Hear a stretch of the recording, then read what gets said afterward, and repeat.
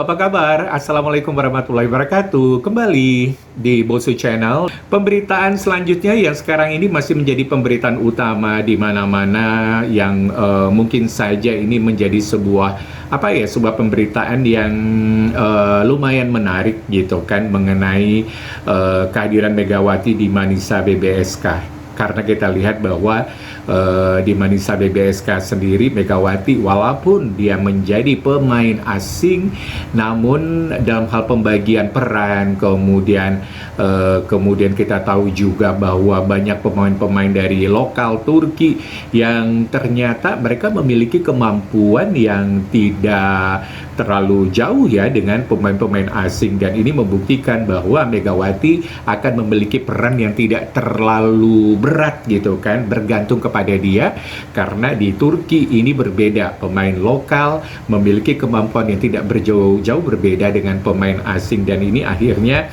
semua orang menyimpulkan bahwa berbeda banget ya ketika Megawati di Reds Park di V-League, bahwa Megawati menjadi orang yang benar-benar harus memiliki peran yang sangat sentral untuk memenangkan pertandingan, dan Mega memikul beban yang sangat berat gitu ketika bermain di Reds Park. Ketika Mega absen, performa Reds Park langsung anjlok, dan kondisi menimbulkan kritik bahwa tim terlalu bergantung pada satu pemain asing, dan ini tidak hanya di Reds Park tapi juga di pemain-pemain asing lainnya di tim-tim lain. Kita lihat seperti Giselle Silva, kemudian Nikolova, kemudian siapa lagi, dan pemain-pemain lain termasuk pemain-pemain Asia seperti Wipa Wisritong yang cedera, Giselle Silva yang cedera beberapa kali, dan juga pemain-pemain lain. Ini menimbulkan bahwa pemain asing dan kuota Asia di V-League itu menjadi tumpuan utama untuk meraih poin. Bagaimana dengan pemain lokal mereka? Nah, itulah yang menjadi pertanyaan kita semua. Nah, kita tahu kalau di Manisa BBSK itu skill rata-rata mereka merata. Komposisi tim Manisa BBSK lebih seimbang dengan beberapa pemain lokal dan asing yang punya kualitas relatif setara. Tidak ada ketergantungan berlebihan, meskipun Mega tetap penting sebagai opposite, tim ini tidak tergantung 100% pada Mega untuk meraih kemenangan. Hal ini membuat Mega punya ruang berkembang dalam sistem tim, bukan hanya jadi penyelamat tunggal seperti waktu di Reds Park. Itulah yang terjadi ya, dan ini memang menjadi pertanyaan semua orang. Yang pasti memang sorotan ini menunjukkan bahwa betapa berbeda ya filosofi klub atau juga filosofi kompetisi pertandingan antara Korea Selatan dengan Turki.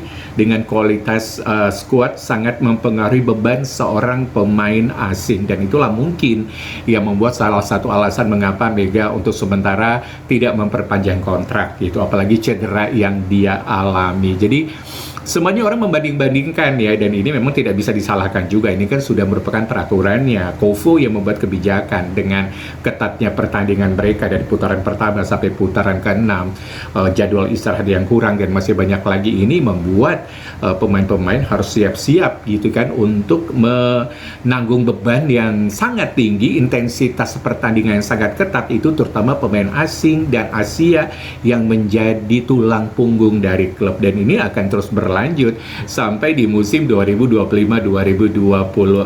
Moma masih dipakai, Giselle Silva masih, kemudian Nikolova dan lain-lain, termasuk Wipa Wisritong, Tanacha. Ini menjadi pertanyaan bahwa memang peran dari pemain asing dan Asia itu menjadi peran yang sangat sentral untuk membantu klub agar tetap menjadi juara. Itu dia, dan ini mau tidak mau, suka tidak suka, inilah yang terjadi dengan V-League di Korea Selatan yang tidak bisa dibandingkan juga dengan Turki. Memang sistemnya pasti sangat berbeda. Nah, itu dia. Yang pasti memang kecenderungan untuk cedera ya, kalau dengan kompetisi yang ketat seperti itu yang ada di V-League itu semakin besar gitu, terutama untuk pemain asing dan pemain Asia. Nah, untuk Mega sendiri di Manisa dengan job desk-nya yang sudah sedikit berkurang karena skill dari pemain lokalnya di atas rata-rata juga, berarti Mega berfokus pada kemampuan dia pribadi bagaimana untuk mencetak-cetak poin ya, karena dia tidak usah terlalu worry atau khawatir karena teman-teman tim yang lain juga memiliki kontribusi yang sama untuk mencetak poin. Tapi tentu Mega memiliki skill yang spesial gitu kan, makanya dia dipilih untuk kuota pemain asing, dan itu menjadi pembeda ya ketika Mega bermain di Red Spark kemarin. Jadi memang bagaimanapun juga ya itulah kelebihan dan kekurangan, segala sesuatunya sudah merupakan pilihan. Mega pun kalau tanpanya Red Spark, latihan yang keras itu pun dia tidak akan menjadi pribadi yang tangguh, mentalnya kuat dan skillnya bertambah. Dan bagaimanapun juga terlepas dari kekurangan dan kelebihan sistem bola voli di Korea Selatan, namun banyak sekali pemain-pemain asing yang merasakan manfaatnya, termasuk skill mereka yang semakin bertambah dengan iklim kompetisi yang ketat tersebut. Oke, itulah informasi sedikit mengenai, ya walaupun tidak sepantas juga dibanding-bandingkan, namun paling tidak semua orang sudah melihat ya peran Mega sekarang sangat berbeda dibandingkan waktu Mega masih di Red Spark di V-League. Itu dia. Mudah-mudahan saja Mega tetap sehat dan hari ini bisa menang ya melawan klub yang memang merupakan klub yang lumayan kuat juga di Kadinlar 1 Ligi, yaitu Ghost TP, dan kita tunggu saja nanti aksi Mega tentunya di Manisa BBSK, karena komposisinya yang sebenarnya akan dimulai di awal Oktober yang akan datang. Bosu pamit dulu, kita jumpa lagi di lain kesempatan. Assalamualaikum warahmatullahi wabarakatuh.